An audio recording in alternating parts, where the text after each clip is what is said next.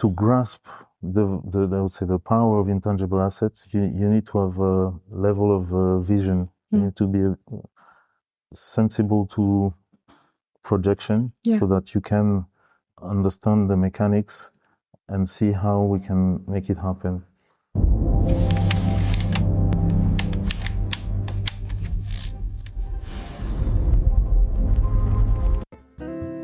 Hello and welcome to Intangiblia. Today, we welcome a legal strategist who speaks the language of both innovation and impact.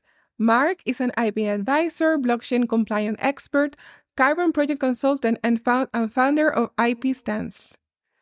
With over 15 years of international experience, he helps startups and entrepreneurs transform ideas into assets and risk into opportunity. From carbon markets to code-based economies, Marc brings a unique perspective on how to protect innovation without slowing it down. In this conversation, we dive into IP sustainability, Web3 compliance, and why the smartest ideas need the strongest foundations.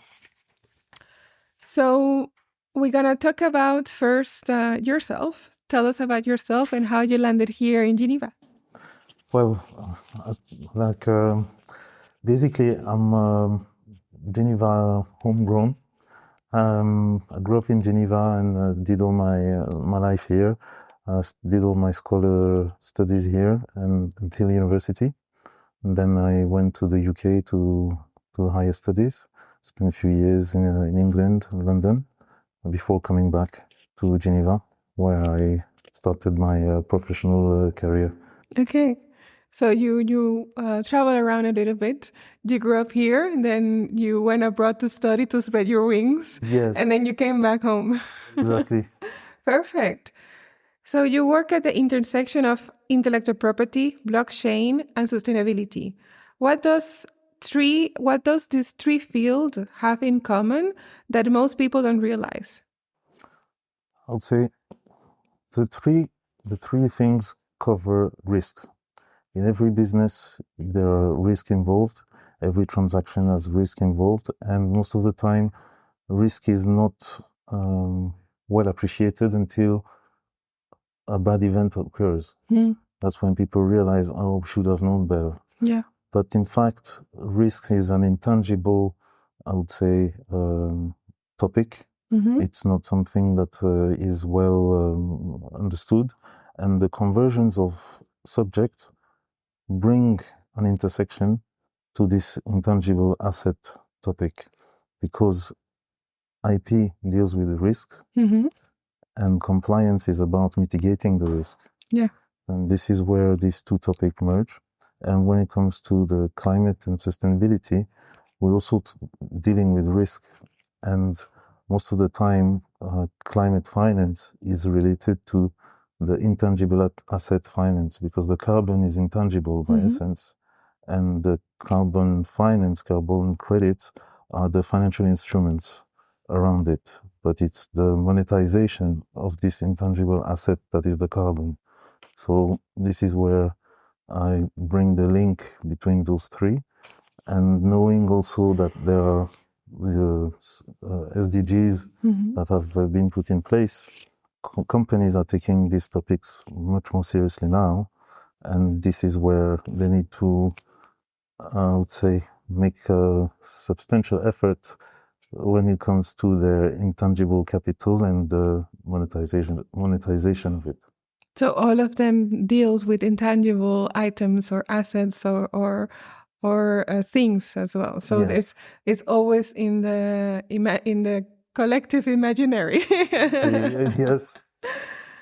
Your firm, IP Stance, helps clients turn intangible capital into tangible growth.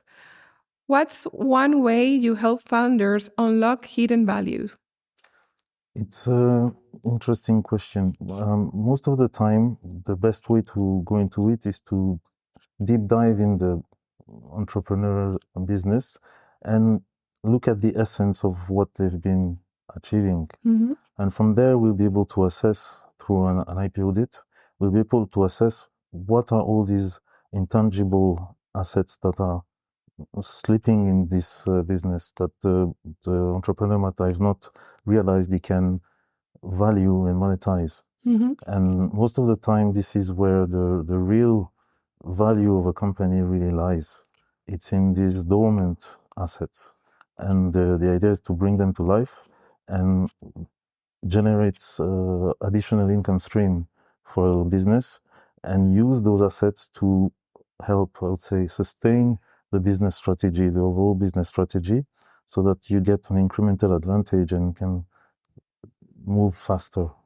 Because the value is already there, but they haven't recognized it. Exactly. Okay, that's very interesting. So it's not because the push is always to be creative, innovative, to launch things, but it's good to do a self-reflection, or like it's good to like the audit. Yes. To realize, well, wait, maybe you don't need to create something because you already have.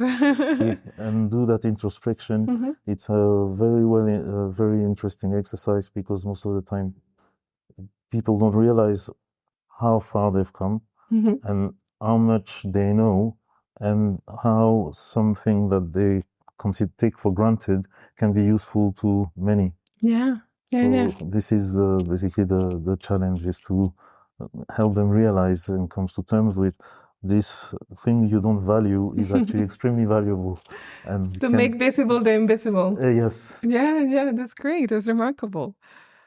So you have advised early stage ventures and multinationals. When it comes to protecting innovation, what changes the game? Size, timing, or mindset? I would say it all starts with mindset, because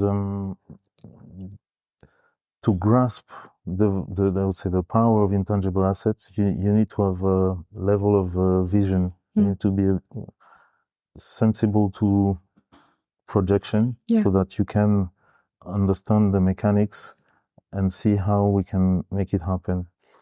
The second aspect will be the size, because the size of the company, the size of the market will determine how aggressive or defensive you will be with the exploitation of the assets. And obviously the timing in relation to the market is also key, because if you come too early, no matter how much marketing you're going to do, it might not work. If it's too early, it's too early. It's not the moment for it. Yes. Yeah. So yeah, I would say put them in that order of importance. Yeah, makes sense. And mindset also is the hardest part as well, because there's things that you cannot really put in people's mind. Exactly. And because they're not open to it, or they're just not willing to take the chance. Exactly. Yeah. If they don't acknowledge the challenge, and they don't reckon that you have to go out of your comfort zone to discover and explore the opportunities, then it might not be the right fit, and we can't pass that level. Yeah, makes sense. And you have worked with traditional IP spaces and frontier technologies like tokenization and decentralized fiance, DeFi. How do you adapt legal thinking to new tech? Well, there was also, I would say, similar to sustainability questions, this common factor of intangibility. And even when we talk about tech, there are a lot of creation going on. Developers create and write codes, and even though now AI has come into play, but the essence is that the codes are written, protected by copyrights, and until you start to market it and put it out there, the trademark dimension doesn't really kick in. But I would say by common practice, because people sometimes overlook IP laws, they started to launch many products in relation to blockchain, and especially cryptocurrencies, and sometimes with similar names. And there's been a lot of, I would say, not so good projects with confusingly similar names. Oh no! And so they tarnish the reputation of someone who's doing it right. Exactly. And IP laws are actually the perfect instrument to kind of stop the bad behavior. Yeah, of course. And it is also a space where there's a lot of sensibilization to make, to realize that it's not because it's open that it's lawless. There are some laws that are already existent and very suitable for the subject, and the legislator adapted also in many jurisdictions to recognize some of these, I would say, instruments as securities also, and regulations have come into play.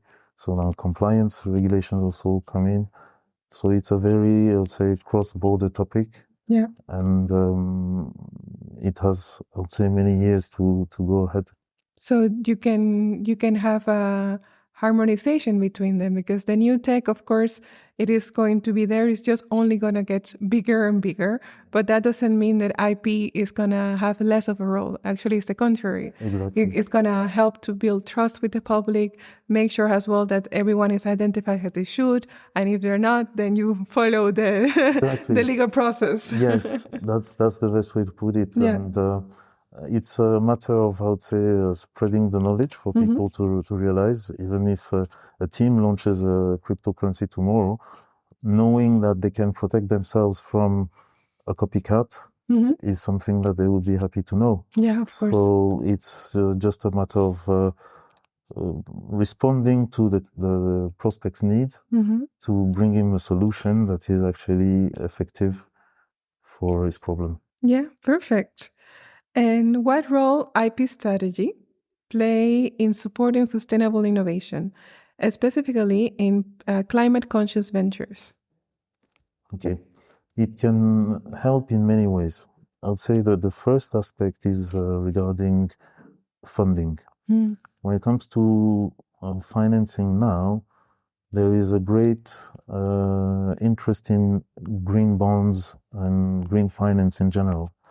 And you'd say that an R&D department working on a new solution would be smartly advised to look into, I would say, a climate-friendly aspect of their innovation, because it will be simpler to attract investors if they're raising funds.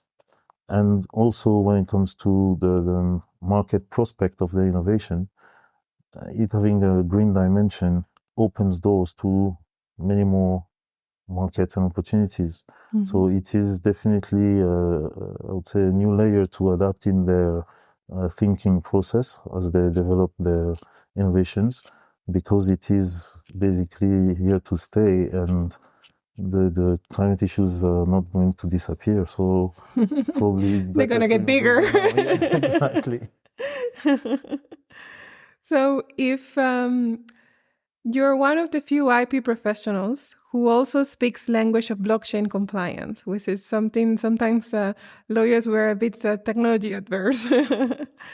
What's one major misconception founders have when launching Web3 products? Yes. Most of the time, it's open, it's Free open for source, all. it's free world, there is no law, it's lawless. There's no problem. No man's land. Exactly. You do what you want. So yes, that's the first thing to actually put in context, that no, there are many laws that applies to it. It's not because you disregard it that they don't exist. Exactly. So first they're there, they exist, and then let's see how this applies to you. Another aspect, like I mentioned earlier, is the IP law relevance when it comes to launching a service or a product on the blockchain. Don't ignore IP, because that's your best protection from copycats. Another issue would be thinking that, but why should I care about it, because so many projects have been successful without it? Well, rethink, because when it comes to valuation, you having IP in your innovation will definitely have a strong influence on a higher valuation for your service or technology versus no IP. So it's a great barrier to entry and accelerator to valuation and business growth. Yeah. And also comparison is never a good exercise because you don't know exactly how is that company managed, how they amounted to that success, or if they're dealing with any issues that they're not of public knowledge as well. Yes. Yeah. Yeah, because negotiations per se, most of the time you don't know the details and what was really said and discussed. So yeah, you cannot assume that everyone is having a great time and you're the only one struggling. So you have worked with carbon project development. How are IP, licensing, and valuation shaping the future for the green economy? it's contributing with initiatives such as the WIPO Green, for example. It's a great platform for tech innovators to showcase their innovation and for people in need of implementing some forward-thinking products and solutions to find actually a place dedicated for the cause. And also, when it comes to, again, raising funds with climate finance, it is definitely of great importance and I would say agility to choose solutions that have this green dimension, because it really has a great impact on the mid and long term of the project. So, yes. Choose wisely beforehand. Yes, exactly. You talk about fortifying brands. What makes a brand legally strong beyond the trademark certificate that we all know? Yes, the trademark certificate is the first step. And a lot of trademark owners stop there when in fact it's the beginning of the journey, because straight from being issued this certificate, the good idea is to monitor the registries and see if anyone is trying to copy or inspire strongly from you. So, if they're creatively, illegally.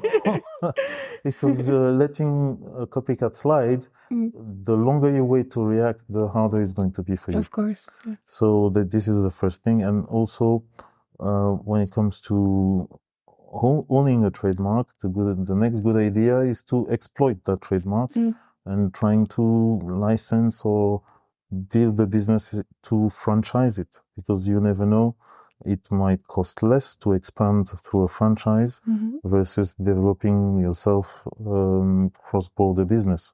So it has some benefits, especially when it comes to tech. If you have a solution, online solution, you might want to just expand and license to another territory the exploitation of your solution, and it might be easier for you to go that way versus trying to open an office and recruit the right people. And put all the money or find the money to put it. Exactly. So you can do it because partnership licensing is a great way to expand with minimizing the risk as well. Exactly.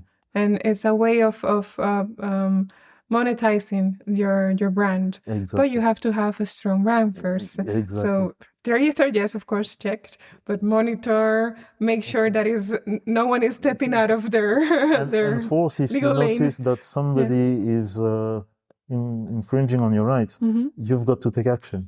Of course, because when you don't take action, in many jurisdictions, you're penalized by it. Yes, and you are devaluating your own brand by not taking action. That means that this certificate is worthless. So you don't care. Exactly. So what message are you sending out? So you have to enforce your rights. Yeah, of course. You have to be your first defender. Yes.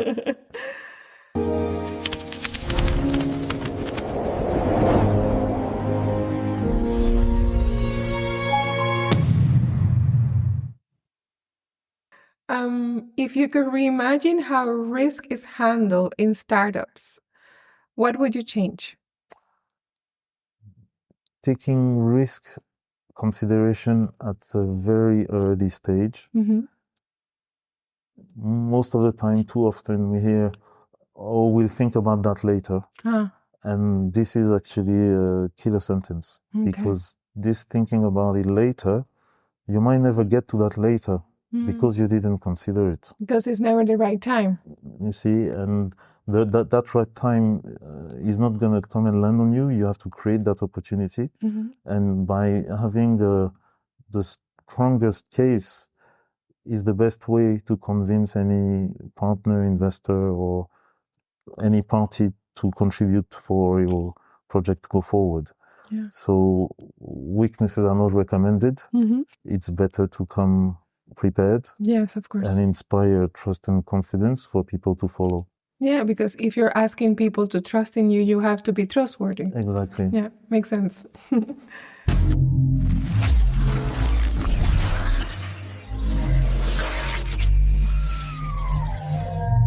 And now we go to the more fun part of the episode. I'll ask you to pick one. Okay. So you can explain yourself if you want, but you don't have to. Okay. Are you ready? Ready. Carbon neutral trademarks or sustainability linked IP clauses. Carbon neutral trademarks. Okay.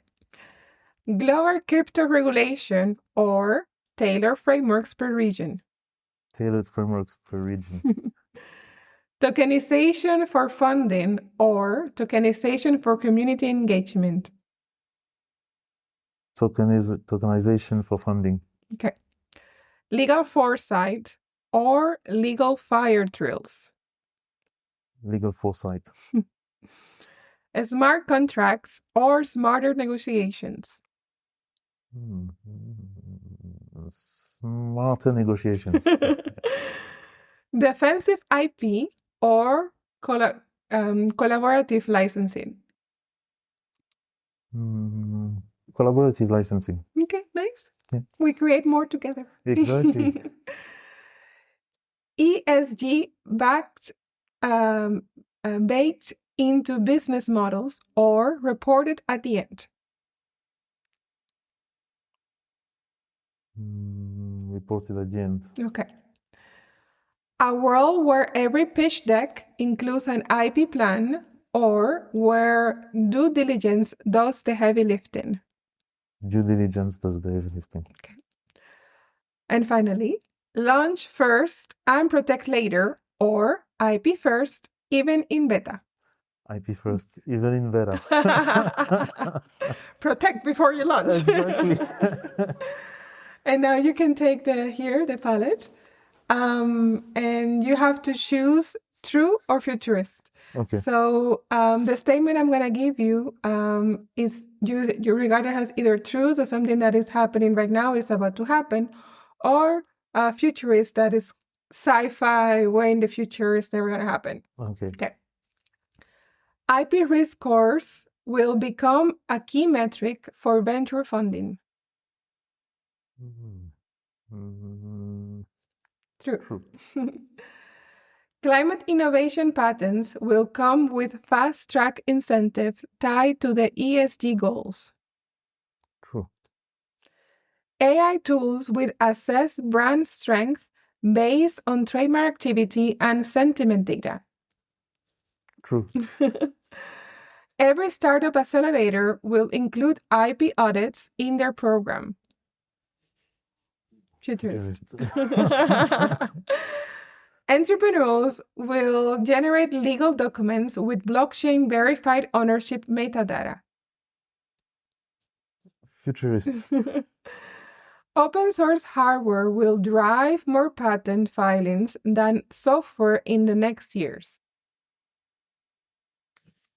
True. There will be an international registry of green innovation under Creative Commons type model. True. That's nice. It's a beautiful thought. Smart IP wallets will auto-track licensing revenue across jurisdictions. Futurist. Too many things to take into consideration. Governments will offer IP tax credits to climate-aligned inventions. True. And finally, IP infringement monitoring will be outsourced to autonomous AI agents.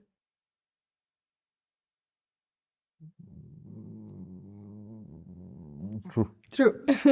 They will do the heavy lifting. Okay, so now to wrap up the episode,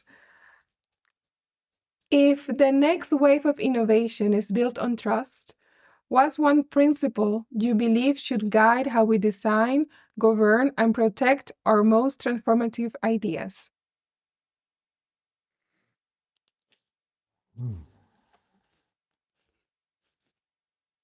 I'm kind of stuck here. And don't worry, take your time. It's a big question. It is indeed. How to take one on this? Even though we have to come out of the comfort zone at times, I would say that I'm quite comfortable with the tools we have at the moment. I don't know if there is maybe some harmonization with IP financing issues, because it requires, I would say, a better implementation. There's too few countries that have proper framework on these questions. That probably hinders on the capacity of some countries to adopt the IP mindset and the respect for IP, because it comes along with, I would say, financial incentives as well. So without this, it's hard to get some parties on board. Yeah, it's a hard question.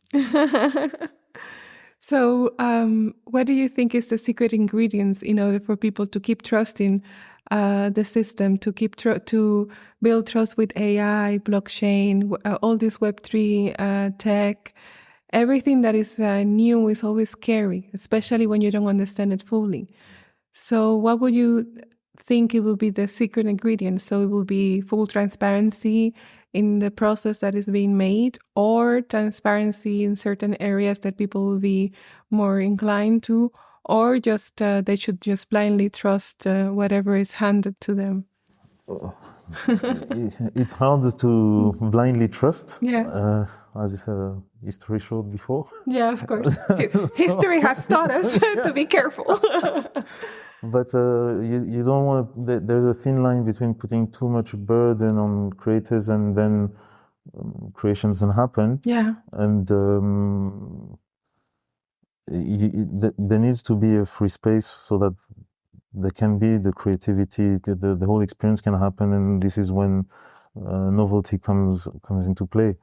But at the same time, we need some safeguards to tell us basically the risk with each solution and new innovation that we are adopting. Probably some reviews on new innovation tools and so on. Maybe this is some angle to look at, but it's really hard to have I would say a marked opinion on this. Yeah. It's very tricky. It's a tricky territory. Well, thank you so much, Marc, and thank you for coming and talking about the IP that is both of our passion, and also beyond that is that all this new technology that is a wave crashing everything that we know, especially the work that we do and how we come about it. And for sure, AI has been the biggest one in this last 2-3 years. It became from something that people talk about into we have access to it every day now. Yes. Or we are more conscious that we have access to it every day. Yes. So it's going to be an interesting future, and I hope we're going to be on the right side of the future. Yes. And thank you for reminding us that innovation is not just about speed or hype. It's about durability, structure, and intention. In a world of fast pivots and bold ideas, your work shows that the strongest foundations are often invisible, but they shape everything from IP to impact. It's not just what we build, but how well we protect it, because innovation without structure is just luck. And we are here to build with purpose. Yes, indeed. Thank you so much. Thank you, Leticia. With pleasure. Thank you for listening to Intangiblia, the podcast of intangible law, plain talk about intellectual property. Did you like what we talked today? Please share with your network. Do you want to learn more about intellectual property? Subscribe now on your favorite podcast player. Follow us on Instagram, Facebook, LinkedIn, and Twitter. Visit our website www.intangiblia.com. Copyright Leticia Caminero 2020. All rights reserved. This podcast is provided for information purposes only.